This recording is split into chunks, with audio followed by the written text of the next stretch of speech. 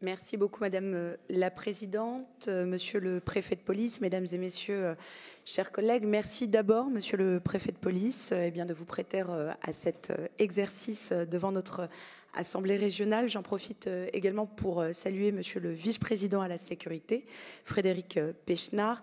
Et au nom du groupe socialiste, écologiste et républicain, je souhaite également saluer l'excellence du travail fourni par les forces de police dans le cadre de la sécurisation de cet événement international qui ont, avec beaucoup de professionnalisme, également aussi beaucoup d'humanité, pu sécuriser cet événement, ainsi que les Français et tous les étrangers que nous avons eu le bonheur d'accueillir sur notre sol.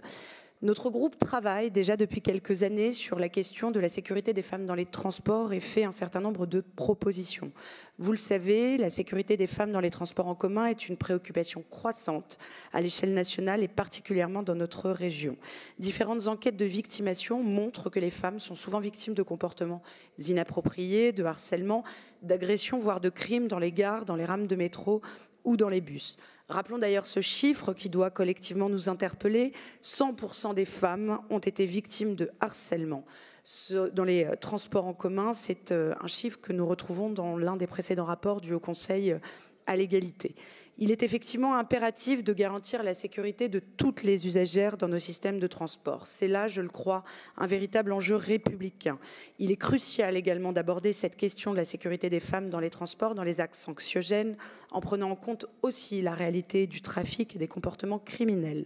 Des mesures concrètes basées sur une compréhension approfondie des enjeux doivent pouvoir ainsi être mises en place pour garantir la sécurité des femmes et leur permettre de se déplacer librement et sereinement dans le cadre d'un continuum de sécurité. J'avais eu l'honneur, Monsieur le Préfet de police, de vous accueillir il y a quelques mois à Châtillon et je crois que nous avions pu constater que les efforts communs déployés permettaient effectivement d'agir durablement dans des zones anxiogènes, ici le terminus de la ligne 13, mais il nous faut continuer. Ainsi, quelles mesures spécifiques sont mises en place par la préfecture pour renforcer la sécurité des femmes dans les transports en commun? Quid des campagnes de sensibilisation? Quid également des formations pour les personnels de sécurité? Quels sont les partenariats existants avec des associations de défense des droits des femmes, éléments indispensables pour aider à mieux comprendre les préoccupations spécifiques et à développer des solutions adaptées pour améliorer la sécurité des femmes? J'évoquerai également la question de la mutualisation des différentes forces de police, notamment les collaborations entre les forces de police nationales et les différents opérateurs. On sait que la mutualisation, l'action commune des différentes forces de police est essentielle et permettrait notamment un maillage plus pertinent dans des zones qui peuvent être considérées comme des zones problématiques. On sait également que des femmes continuent d'éviter certains itinéraires ou modes de transport en raison de la peur d'agression. Ces stratégies d'évitement sont absolument insupportables. Je vous remercie, Monsieur le Préfet de police, pour vos réponses. Merci.